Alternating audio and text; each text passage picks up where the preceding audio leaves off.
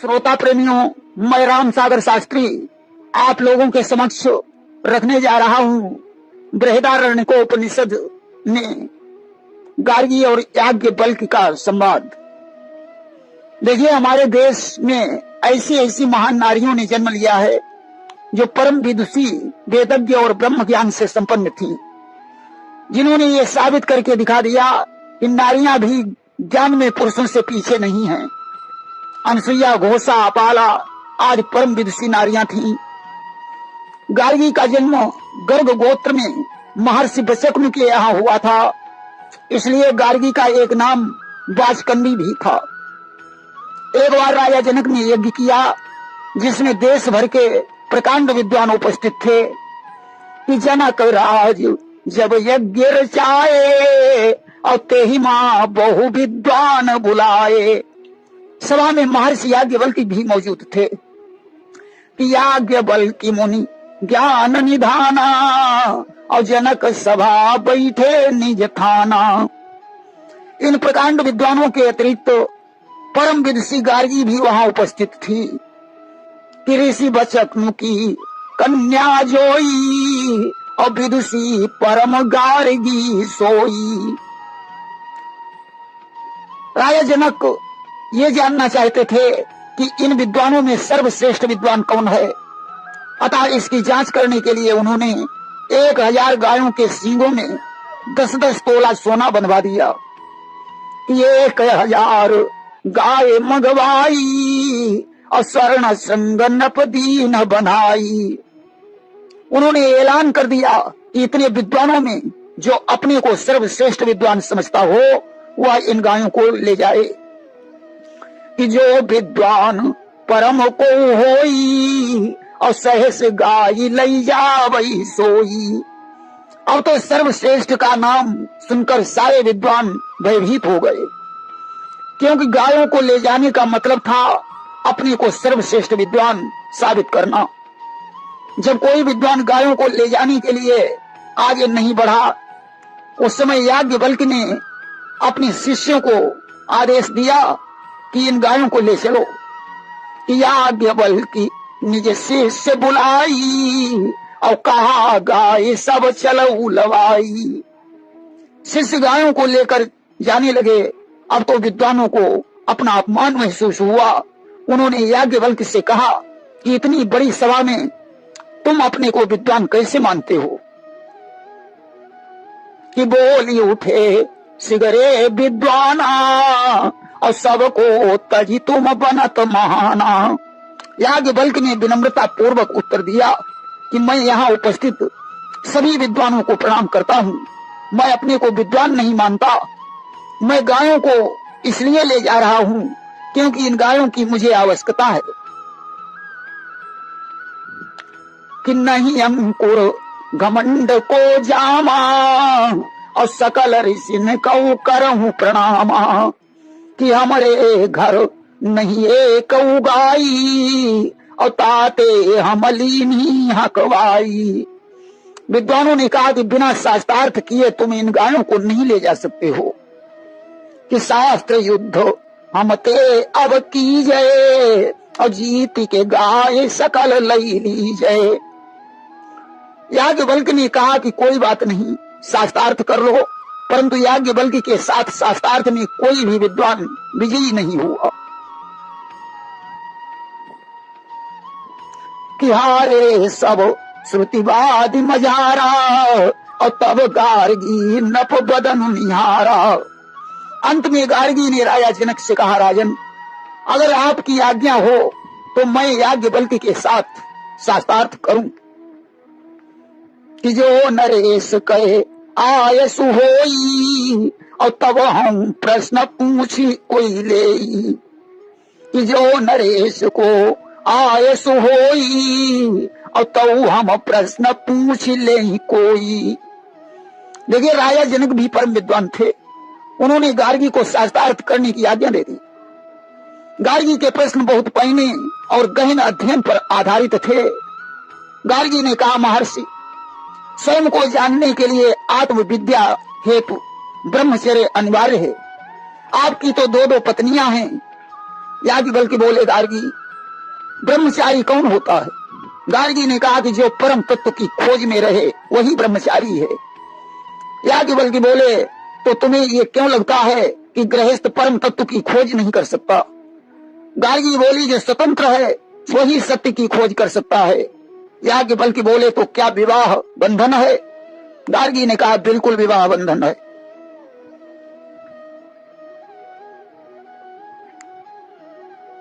कि गार्गी थी परम ब्रह्म ज्ञानी, बोली विवाह एक बंधन है। सत्य की खोज के लिए मुनिवर, बस ब्रह्मचर्य ही साधन है। याज्ञवल्क्य बोले गार्गी तुम मुझे समझाओ कि विवाह बंधन किस प्रकार से है? गार्गी बोली महर्षि विवाह में व्यक्ति को औरों का ध्यान रखना पड़ता है, उसका मन किसी न किसी चिंता में लगा रहता है। कि नारी विवश नर सकल गुसाई, और नाच ही नट मर कट की नाई। और ग्रह पालन नाना जंजाला, और ते अति दुर्गम शैल विशाला। संतान होने के बाद उसका मन संतान की चिंता में लग जाता है। ऐसे में मन सत्य की खोज कैसे कर सकता है? इसलिए विवाह बंधन है। याज्ञवल्क्य ने कहा गार्गी तुम मुझे बताओ किसी की चिंता करना बंधन है या प्रेम? गार्गी ने कहा महर्षि प्रेम भी तो एक बंधन है। याज्ञवल्क्य बोले गार्गी प्रेम सच्चा हो तो मुक्त कर देता है, प्रेम में स्वार्थ हो तो वह बंधन है। किया प्रेम अगर सच्चा होता तो बंधन मुक्त बनाता है। जो प्रेम स्वार्थ से भरा हुआ उसमें बंधन दिखलाता है। गार्गी ने कहा महर्षि प्रेम एक स्वार्थ ही है इसलिए बंधन है। याज्ञवल्क्य बोले गार्गी जिस प्रेम में आशाएं या इच्छाएं जुड़ी होती हैं वह प्रेम स्वार्थ है, परंतु जिस प्रेम में कोई अपेक्षा या इच्छा न हो वो प्रेम बंधन नहीं है। गार्गी ने कहा महर्षि ऐसे प्रेम का कोई उदाहरण प्रस्तुत करो। याज्ञवल्क्य बोले गार्गी आंखें खोल कर देखो, समस्त जगत निस्वार्थ प्रेम का प्रमाण है। प्रकृति निस्वार्थ प्रेम करती है। सूर्य की किरणें पृथ्वी पर पड़ने से जीवन उत्पन्न होता है। ये पृथ्वी और सूर्य क्या मांगते हैं कि पृथ्वी क्या हमसे लेती है, सूरज क्या हमसे लेता है। पृथ्वी धारण करती जग को और सूर्य ऊष्मा देता है। ये निस्वार्थ प्रेम ही तो है। प्रकृति और पुरुष की लीला और जीवन उनके प्रेम का फल है। हम सभी उसी निस्वार्थता से उसी प्रेम से जन्मे हैं और सत्य को खोजने में समर्थ हैं। इन प्रश्नों का उत्तर सुनकर गार्गी शांत हो गई। याज्ञवल्क्य ने कहा गार्गी तुम मुझसे और भी प्रश्न पूछ सकती हो। गार्गी ने कहा महर्षि प्रत्येक पदार्थ जल में ओतप्रोत है तो जल किस में ओतप्रोत है? कि गार्गी ने कहा महर्षि सुनो जल ही जीवन कहलाता है। जल में मिल जाते सब पदार्थ तो जल किस में मिल जाता है?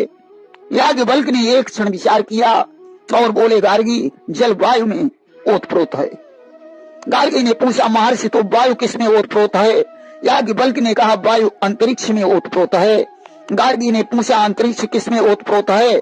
इस प्रकार प्रश्नों पर प्रश्न करते हुए बात गंधर्वलोक, आदित्य लोक, चंद्रलोक, नक्षत्रलोक, देवलोक, इंद्रलोक, प्रजापति लोक, ब्रह्मलोक तक पहुंच गई। गार्गी ने पूछा महर्षि ये ब्रह्मलोक किस में ओतप्रोत है?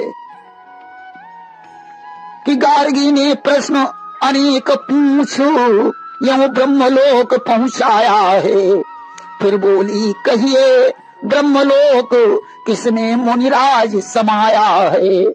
अब तो इस प्रश्न पर याज्ञवल्क्य को क्रोध आ गया और उन्होंने गार्गी को डांट कर कहा कि इससे आगे के प्रश्न पूछने पर तेरा मस्तक कटकर जमीन पर गिर जाएगा। किया गया क्रोध मुनि बोल उठे मत इससे आगे प्रश्न करो अन्यथा शीश कट जाएगा इसलिए यहीं पर बस ठहरो। गार्गी यह सुनकर मौन हो गई। थोड़ी देर बाद उसने महर्षि याज्ञवल्क्य से कहा, महर्षि अब आप हमारे 2 प्रश्नों का उत्तर दीजिए। स्वर्ग लोक से ऊपर जो भी है और पृथ्वी लोक से नीचे जो भी है और इन दोनों के बीच में जो भी है तथा जो हो चुका है और जो अभी होने वाला है, ये दोनों किसमें ओतप्रोत हैं?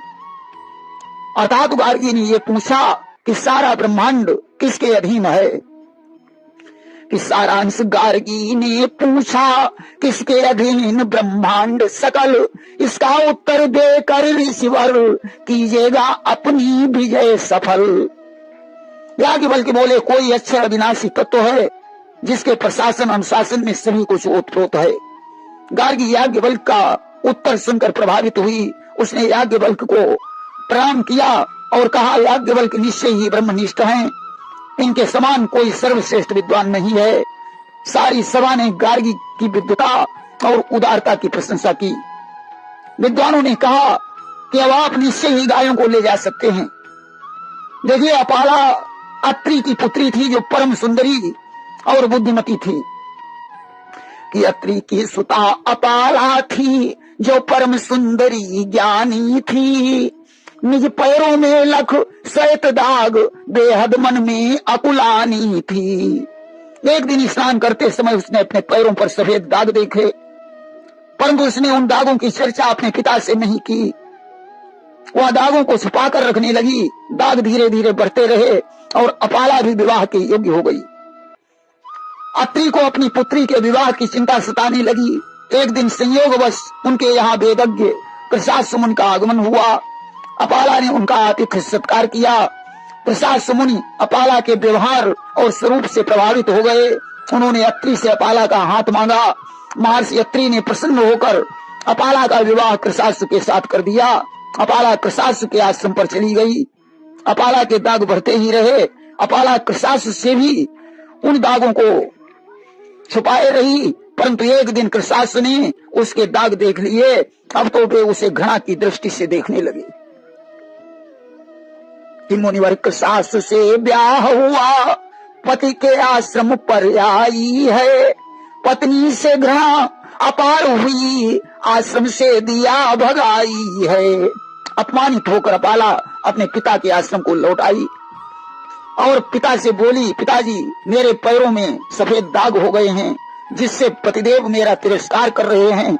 उन्होंने अपने आश्रम से मुझे बाहर निकाल दिया है। यह बात सुनकर अत्रि को बड़ा कष्ट हुआ। उन्होंने अपाला से कहा, पुत्री, पत्नी श्वेत दाग होने के कारण तुझे बाहर निकाल दिया, परंतु मैं तेरा पिता हूँ, मेरी गोद तो हमेशा तेरे लिए खाली रहेगी।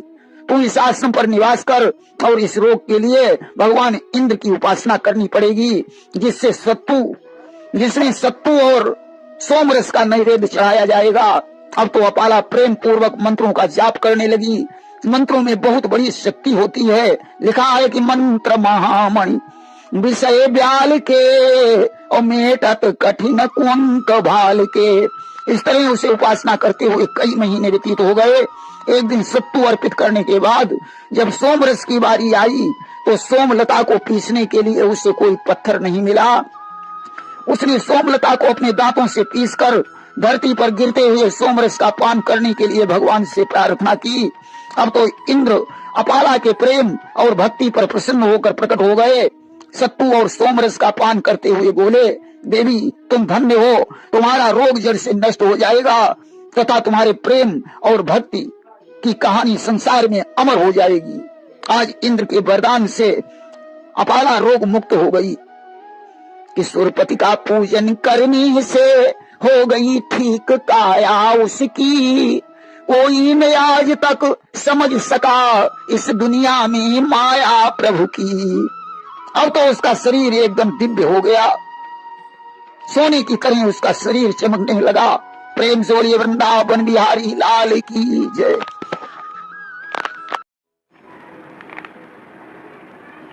श्रोता प्रेमियों, मैं राम सागर शास्त्री आप लोगों के समक्ष रखने जा रहा हूँ ब्रह्मा जी का पृथ्वी पर अवतार। देखिए, राजा रंतिदेव चंद्रवंशी राजा संकृत के पुत्र थे। ये बड़े दयालु और न्यायशील थे। उतंक जी आचार्य वेद के शिष्य थे। एक बार जन्मेजय और और्स ने आचार्य वेद को पुरोहित के रूप में वर्ण किया। वेद जब पुरोहिती के लिए बाहर जाते तो अपने शिष्य उतंक को नियुक्त कर जाते थे। एक बार वेद ने बाहर से लौटकर अपने शिष्य उतंक के सदाचार पालन की बड़ी प्रशंसा सुनी। वेद ने प्रसन्न होकर कहा, बेटा मैं तुम्हें आशीर्वाद देता हूँ कि तुम्हारी सारी कामनाएं पूर्ण होंगी, तुम्हारी शिक्षा पूरी हुई, अब तुम घर जाओ। उतंक ने कहा, गुरुजी मैं आपको गुरुदक्षिणा में क्या प्रदान करूं? वेद ने कहा, ये बात अपनी गुरु माता से पूछ लो। जब वे गुरु माता के पास पहुंचे तो गुरु माता बोली कि तुम पौरुष के पास जाओ और उनकी रानी के कानों के कुंडल मांग लाओ कि अब तुम पास पौरुष के जाओ और रानी के कुंडल ले आओ। मैं आज के चौथे दिन उन्हें पहनकर ब्राह्मणों को भोजन परोसना चाहती हूँ। उतंक ने रानी के पास जाकर कहा, उसने कुंडल दे दिए और बोली कि नागराज तक्षक ये कुंडल चाहता है, असावधानी से वह इन्हें ले जा सकता है। मार्ग में उतंक के पीछे एक नग्न सपनक चल दिया। उतंक समझ नहीं पाए। उतंक ने कुंडल रख दिए और जेल लेने चले गए। सपनक कुंडल लेकर अदृश्य हो गया। वह नागराज तक्षक ही था। उतंक ने इंद्र के वज्र की सहायता से नागलोक तक उसका पीछा किया। अंत में भयभीत होकर तक्षक ने उन्हें कुंडल दे दिए। उतंक ठीक समय पर गुरु माता के पास पहुंचे और कुंडल देकर आशीर्वाद प्राप्त किया। एक दूसरे भक्त भी उतंक मुनि के नाम से प्रसिद्ध हैं। सौवीर नगर में एक सुंदर बगीचा था जिसमें विष्णु का मंदिर था। उतंक रोज उसे पूजा करते थे। एक दिन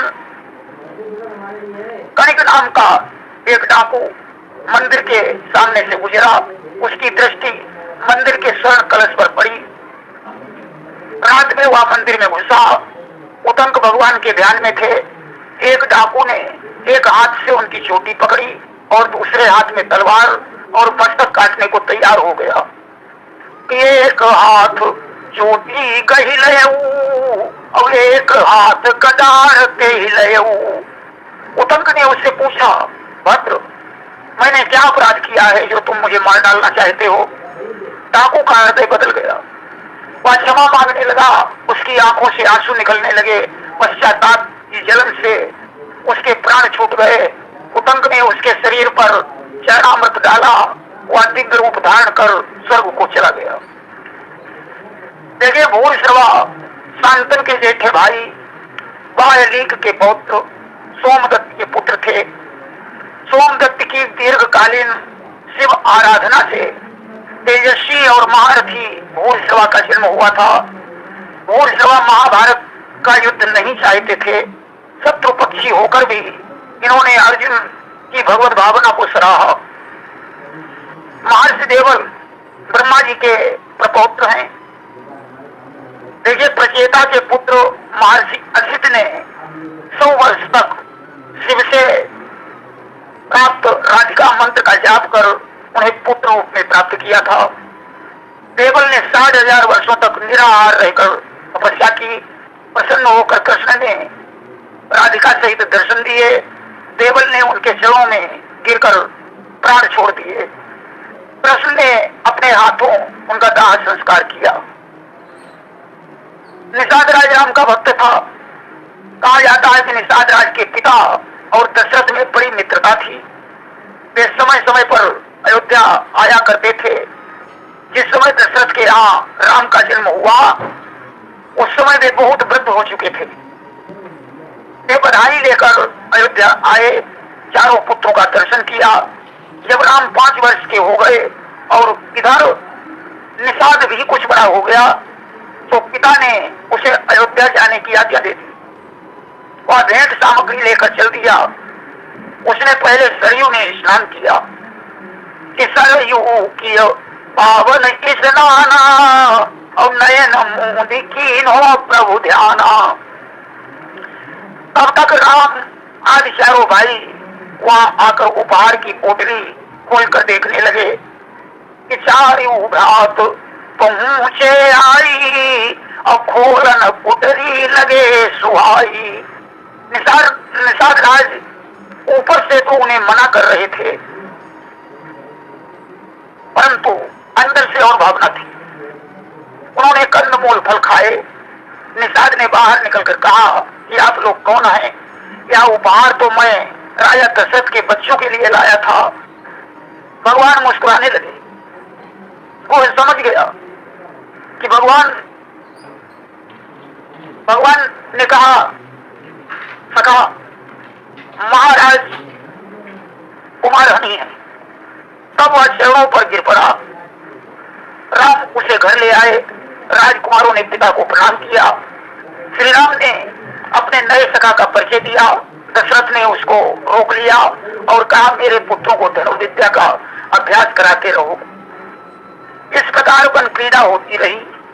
एक बार राम ने अनुजों से कहा, आज वन में जो प्रथम शिकार आएगा उस पर बाण मैं चलाऊंगा, दूसरा कोई बाण चलाएगा नहीं। तो पिताजी से कहकर उसे दंड दिलवाऊंगा।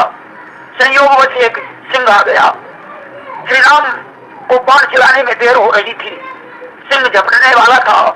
उन्होंने सोचा अब जो कुछ दंड मिलेगा मैं सह लूंगा। उसने तत्काल अपनी सांग चलाई। सिंह मारा गया। श्री राम के हृदय भक्त में वत्सलता उमड़ आई। भगवान के हृदय में भक्त वत्सलता उमड़ आई। वन विहार कर लौटे। श्री राम ने गुह का गुणगान किया। दशरथ ने अपने हाथ का आभूषण पहनाकर उसे संग बेरपुर कर राजा होने की घोषणा कर दी। बन जाते समय राम की निषाद राज से भेंट हुई और 14 वर्ष बाद विमान पर बैठकर राम निषाद से मिलने चले। वह तो सोच रहा था कि शायद अब उनसे भेंट राम की नहीं हो सकती है, परंतु राम से मिलकर उसने अपने सौभाग्य की सराहना की। देखिए, जिस समय महर्षि दधीच ने अपनी हड्डियों का दान दे दिया और उनकी पत्नी सुवर्चा को मालूम हुआ, उस समय उसने सती होने का विचार किया। तब शिव की प्रेरणा से आकाशवाणी हुई कि तुम्हारे उदर में मुनि का तेज है, तुम उसे उत्पन्न करो। गर्भवती को सती होने का अधिकार नहीं है। सुवर्चा ने उदर विदीर्ण कर अपने पुत्र को पीपल के पास रख दिया और सती हो गई। कि पीपल पास पुत्र रख दीना वाप उपयान सीता माँ कीना। पीपल वृक्ष ने उसका पालन किया, इसलिए वही पुत्र पिपलाद के नाम से जाना गया। लेकिन दक्ष की 24 कन्याएं थी। 13 धर्म को, शेष 11 में एक अग्नि को, एक शिव को, एक पितरों को ब्याह दी गई। 8 पुत्रियों में मरीच, अत्रि, अंबिका, पुलस्थ, पुलह, क्रतु, वशिष्ठ, भृगु का विवाह हो गया। सती शिव की पत्नी बनी। दक्ष ने बृहस्पति सब नामक यज्ञ में शिव को नहीं बुलाया। सती ने शरीर छोड़ा। वीरभद्र ने इनका शीश काटकर हवन कुंड में डाल दिया। शिव ने इसके धड़ में बकरे का शीश छोड़कर जीवित किया। परंतु ग्लानिवश दक्ष ने शरीर छोड़कर प्रचेतागण की मारिसा नामक पत्नी से जन्म लिया। लेकिन सर्वभंग दंडकारण्य में तपस्या कर रहे थे। उन्होंने ब्रह्मलोक पर विजय प्राप्त कर ली। इंद्र उन्हें बुलाने आए। इन्होंने कहा कि अभी दंडकारण्य में श्री राम जी आने वाले हैं, उनके दर्शन के पश्चात मैं चलूंगा। संजय गालवा नामक सूत के पुत्र धृतराष्ट्र के मंत्री और पुरोहित थे। व्यास जी त्रिकालज्ञ थे। उन्होंने संजय को दिव्य दृष्टि प्रदान की थी।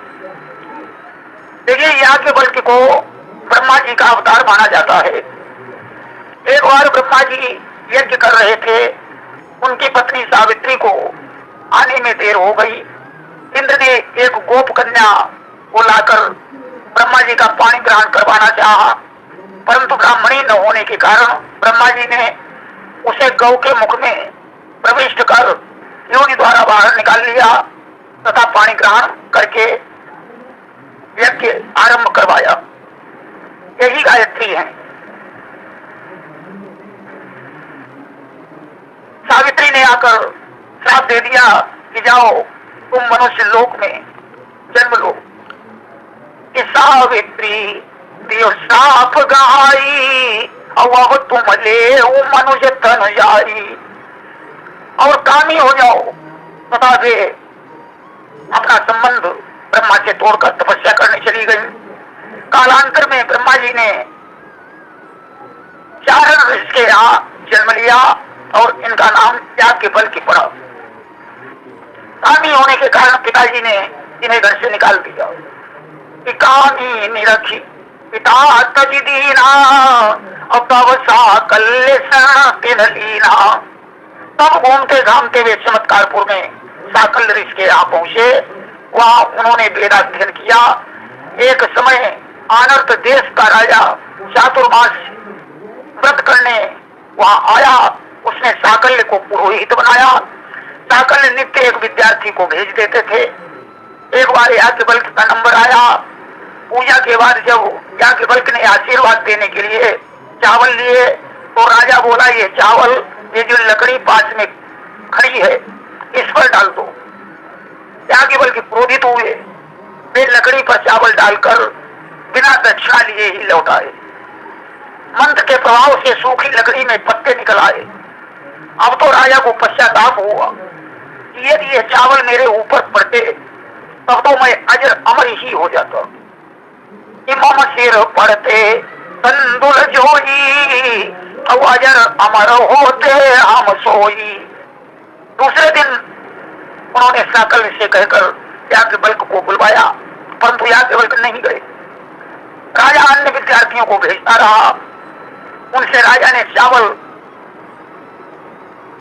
दूसरी लकड़ी पर डलवाए, किंतु वह लकड़ी हरी नहीं हुई। तब वह स्वयं आग्रह करने गया। याज्ञवल्क्य बोले, गुरु जो शिष्य को एक भी अक्षर प्रदान करता है, पृथ्वी पर कोई ऐसा द्रव्य नहीं है जिसे देकर शिष्य पूर्ण हो जाए। परंतु जो अभिमान बस उचित और अनुचित कार्य को नहीं जानता, ऐसे गुरु का परित्याग कर देना चाहिए। अब तुम हमारे गुरु नहीं, मैं तुम्हें छोड़कर जा रहा हूं। तब साकल्य ने अपनी विद्या लौटाने को कहा। उन्होंने अभिमंत्रित जल पीकर वमन कर दिया। वे मूढ़ बुद्धि के हो गए। अब उन्होंने हाथ केसर में जाकर सूर्य की उपासना की। वरदान में चारों वेद पढ़ाने को कहा। सूर्य ने एक मंत्र दिया जिससे उनका सूक्ष्म रूप हो गया। वे रथ के घोड़ों के कान में बैठकर सूर्यदेव से वेद पढ़ने लगे।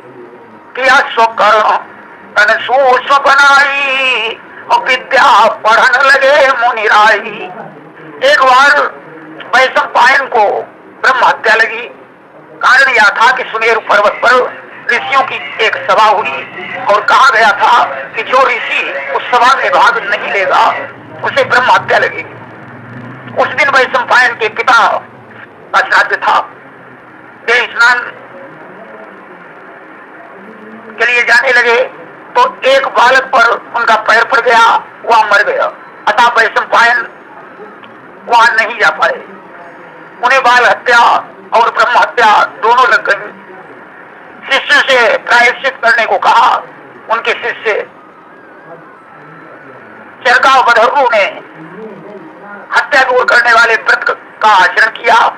उस समय याज्ञवल्क्य ने गुरु वैशंपायन से कहा, चरका वधर्वु के पास बहुत थोड़ी शक्ति है, मैं अकेला प्रायश्चित करने के लिए बहुत कठिन तप करूंगा।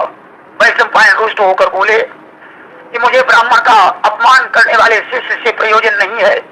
तुमने जो भी शिक्षा ग्रहण की उसे त्याग कर यहाँ से चले जाओ। जिस वमन को अन्य ऋषियों ने तीतर बनकर ग्रहण कर लिया, परंतु वमन को निगले कैसे, यही कारण है कि ये जो शाखा तैत्तरीय शाखा कहलाई। तत्पश्चात सूर्य साधना से ये जो श्रुतियां प्राप्त की, सूर्य ने अश्वरूप धारण कर कामना को पूर्ण किया। वही गाज स्नेह शाखा के नाम से प्रसिद्ध हुई। जिसके आचार्य बाज स्नेह यानी याज्ञवल्क्य जी हैं। एक बार मोक्ष पित जनक के पिता देवराज ने यज्ञ किया। अधर्म कर्म में जो प्रायश्चित आदि रहता है उसे वैशंपायन जी करा रहे थे। उसके करने में कुछ त्रुटि हो जाने से यज्ञ में कुछ कमी मालूम पड़ी। याज्ञवल्क्य ने टोक दिया। उस समय जनक और वैशंपायन दोनों ने इनसे प्रार्थना की कि त्रुटि की पूर्ति करा दें। याज्ञवल्क्य ने अपने वेदों से उस त्रुटि की पूर्ति कराई। यज्ञ के बाद देवराज ने वैशंपायन को दक्षिणा दी। याज्ञवल्क्य ने उसका विरोध किया कि यह सब दक्षिणा हमको मिलनी चाहिए, क्योंकि यज्ञ की पूर्ति हमने अपने वेदों से कराई है। महर्षि देवल ने वह दक्षिणा आधी आधी बांट दी कि देवल निर्णय दीन कराई, अर्ध अर्ध दक्षिणा बढ़ाई। याज्ञवल्क्य ने स्वीकार कर लिया। एक बार देवराज के पुत्र मोक्षवित ने ब्रह्मनिष्ठ ऋषियों का समाज जोड़ा। उन्होंने 1000 संवत्सर गौओं को समलंकृत करके प्रतिज्ञा की कि जो ब्रह्मनिष्ठ ऋषि हमारे प्रश्नों का उत्तर देगा वही इन गायों को ले जा सकता है। याज्ञवल्क्य ने कहा, मैं ब्रह्मनिष्ठ हूँ, शिष्यों इन गायों को ले चलो। तब दूसरे विद्वान अपमान समझकर बिगड़े, शास्त्रार्थ में परास्त होकर वे याज्ञवल्क्य के शिष्य बन गए। इन्होंने सूर्य से शिकायत की कि समस्त वेदों का ज्ञान होने पर भी लोग उत्कट प्रश्न किया करते हैं। सूर्य ने वरदान दे दिया कि जो अति प्रश्न करके यथार्थ सिद्धांत पर भी तर्क करेगा उसका मस्तक फट जाएगा। आप लोग कहेंगे क्या ऐसा भी हुआ था? हाँ हुआ। साकल्य ऋषि ने याज्ञवल्क्य का उपहास किया तो उनका मस्तक फट गया। इसीलिए विद्वान इनसे डरते थे।